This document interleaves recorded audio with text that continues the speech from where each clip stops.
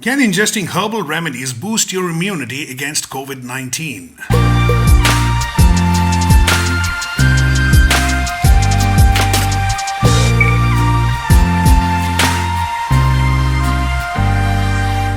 Hi, I'm Aditya Menon and you're watching The Lateral Inquirer. In this episode, I'm here to talk to you about a very serious issue that each and every one of us need in this time of a pandemic, a solution. Every direction looks bleak, with no cure in sight, and so we are receptive to every claim of cure or even protection that comes our way. Like this one. Look, let me say this first. I'm not superhuman. I too am worried about getting infected. So, if there is a solution, then I also want it. I'm not here to tell you what to do and what not to do. But if you are one of those like me who want to know more, then stick on till the end of this video as I share with you what I discovered. Are herbal remedies the answer? Do ancient Indian schools of healthcare like Ayurveda, Siddha, Unani, or for that matter even non-Indian plant-based cures have the solution we are searching for against dreaded diseases like COVID-19? I started my research off with what we know so far. The better your body's immune system is, the better your chances of fighting off an infection. Factually, this is true. But it would appear that some people decided to stretch this understanding to imply that a person's immune system can somehow be strengthened by certain means, like putting multiple locks on a door to provide extra protection, or like structural reinforcement for a weak building. This interpretation in turn gave life to many alternative remedy providers to offer immunity-boosting concoctions. My local government started free distribution of something called Kavasura Kudineer Churanam, with the claim that it will boost immunity. For the record, the state government did make it clear that this was not a cure, and the centre's Ayush ministry issued an order making it punishable by law to make false claims. Perhaps this is why R. Meena Kumari, the director of the National Institute of Siddha herself, issued a disclaimer saying they only suggested it as a complementary supplement. She categorically said Kavasura Kudineer is not for boosting immunity. But that was soon ignored because 2 weeks after she said that, the Ministry of Ayush issued conflicting guidelines reviving Siddha. Siddha practitioners had already started selling concoctions as cures.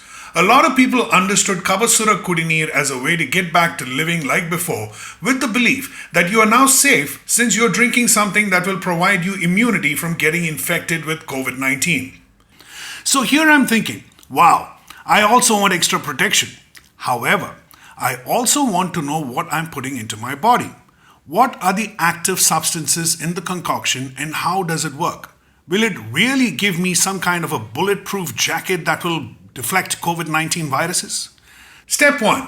I needed to find out what Kavasura Kudineer Churanam is. It is a plant-based concoction from the ancient Siddha school of healthcare. It comes in the form of a powder. It is a dry mixture of 15 different plant-based ingredients ranging from leaves to flowers to nuts and tubers. Some of the ingredients like ginger and clove are part of everyday cooking in our kitchens, but some are ingredients harvested from the forest. Interestingly, even without combining them, each one of those ingredients are touted to be a potent solution for dealing with respiratory illnesses in its own right. So technically, Kavasura Kudineer should be the ultimate weapon. So is it? I inquired with numerous sources. They all claimed it works, but not one could provide me with evidence. Unlike what mainstream healthcare systems do, when it comes to Siddha, there is no proper study involving double-blind tests, control groups, and placebos to document results of what effect the remedies have. According to actual scientists and specialists in infectious diseases like Dr. Ram Gopalakrishnan of the Apollo hospitals, there is no reliable evidence that any substance can boost immunity. So, I now have to choose one group over the other? If I choose to believe Siddha, then mainstream medicine is ignorant and Kavasura Kudineer is the magic bullet. But if I choose to believe mainstream medicine, then Siddha will put me in danger. I'm not a medical expert to know what to choose, so I thought of looking for indicators. Prophylactic is a word used to describe a medicine that can work as a preventive cause for a person from getting infected. When Donald Trump had the faintest suspicion that hydroxychloroquine could be a prophylactic against COVID-19, and he realized India is the largest manufacturer of the drug, he threatened India with retaliation if we prevented exports to the United States. So, trying to deduce from that reaction as an indicator, if Siddha indeed did have a preventive solution, chances are Trump would have sent in his troops by now. Leaving aside doubts on if or not it works, I wonder, why not just take it anyway? What's the harm? If it works, then great. If it doesn't, it's just some natural plant-based ingredients. At least it gives peace of mind to those who think it is effective. So let them go ahead and have it. But is it that simple? I realize there are two dangers to that approach if the remedy does not work. Scenario 1. The one consuming Kabasura Kudineer will think they now have a force field, they will not get infected, and will indulge in risky behavior. That will put them at risk of infection. If such a person gets infected, becomes aware of the infection, and is quarantined, then fine. But what if that person turns out to be asymptomatic? He or she will end up jeopardizing the lives of other vulnerable people. Scenario 2 is more deadly. What if the churnam itself has substances that can cause harm? Is there quality control of the ingredients that are sourced?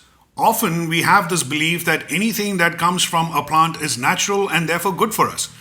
Here is a list of 10 plants found in India.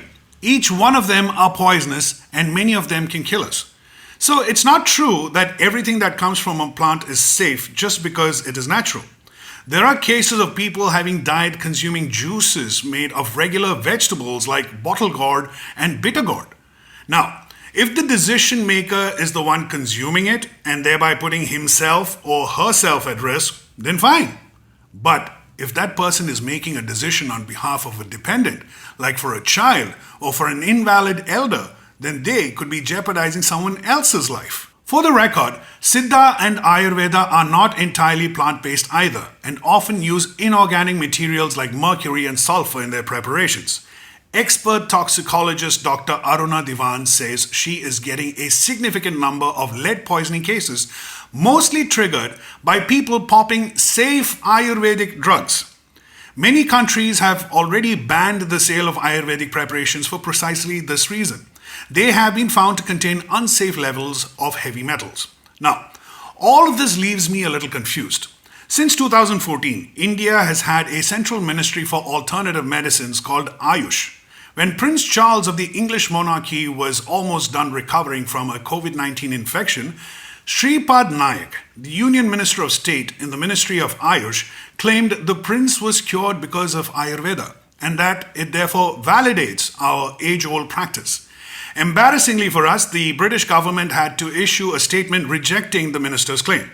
Since then, the Ayush minister Shripad Nayak has himself tested positive. So either he did not practice what he preached or what he preaches has no effect.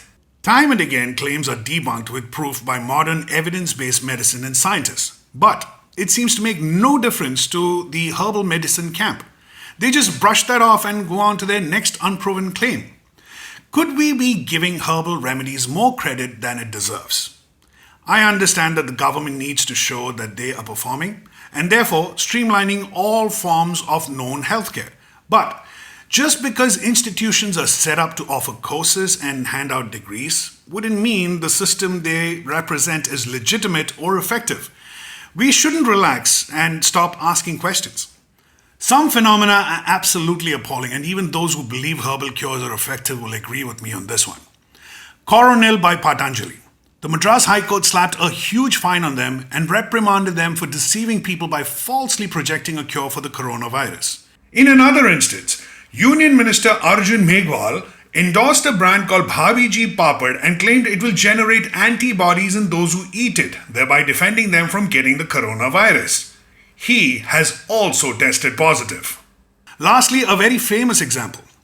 The champion of alternative healthcare, a supporter of Ayush, and the promoter of an Ayurvedic concoction called Chyawanprash, Mr. Amitabh Bachchan. Mind you, when every one of us are losing jobs, Dabur, with its 60% market share in the Chyawanprash category, witnessed a 400% surge in demand because they have been marketing Chyawanprash as an immunity booster. The Ayush ministry advised citizens to have Chavanprash in the morning to boost immunity.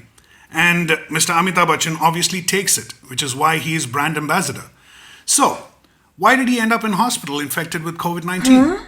We are all gullible, and I can only see the commercialized creation of these preparations as a means to encash on our insecurities. It's not our fault. We are all desperate. But how criminal a mind must be to come and sell us a supposed cure that has not been tested or proven. I am an Indian and would like to acknowledge and stake claim to all discoveries that are truly Indian. But I also believe I should do that with absolute conviction based on evidence and not mere faith or wishful thinking to hold bragging rights. Truth is more important, and when I cannot verify, I would rather let it stay in the realm of the unknown. By the time I ended my inquiry, I realized I have found absolutely no proof to verify that herbal remedies have any impact on COVID-19. So I'm at exactly where I started, worried about getting infected. What do you think? Do you know of any proper study that was conducted involving double-blind tests, control groups, and placebos to document results of what effects these herbal remedies have?